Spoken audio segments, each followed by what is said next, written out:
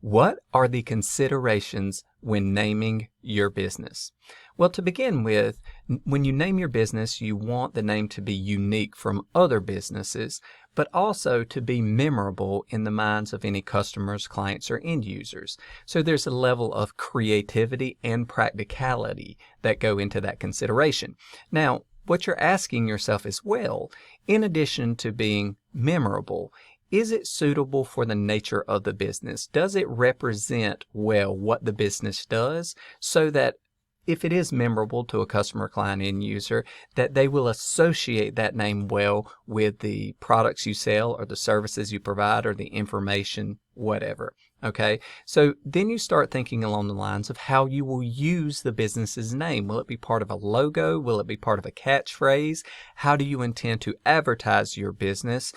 So longer names can be very difficult and things like that. So once again, you'll ask those questions.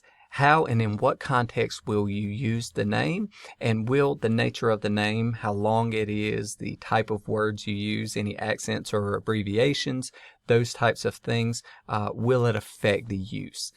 Lastly, make certain that the name is not so specific that it boxes you into a specific path of business, because if it does, you won't be well prepared for expansion when you start offering other products and services, unless you intend to once again create a parent brand and that name is somehow held as a subsidiary under the parent brand.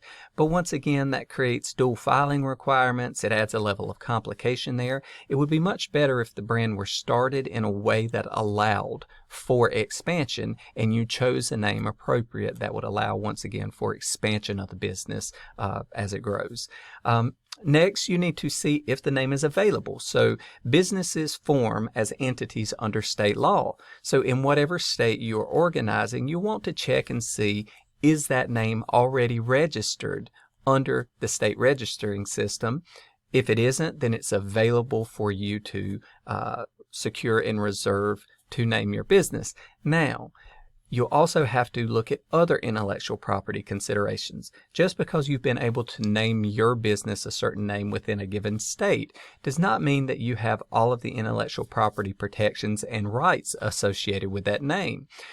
When it comes to trademarking your name or associating your name with your product or service under the law, you have two options. Either go with state law protection in any state in which you operate, or look for national protection under federal filing system with the United States Patent and Trademark Office.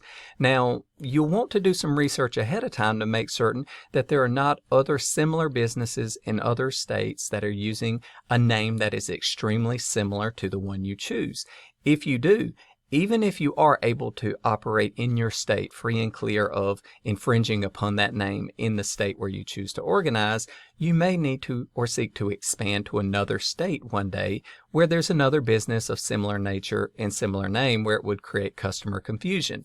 This would limit your ability to trademark your name or get trademark protections in that state as well as nationally. So if it is your objective to trademark and protect your name or any other mark that you associate with your brand or business that may be taken in another state because it is so similar to your name or has some relationship to it, then that's a major consideration. So there are those trademark considerations.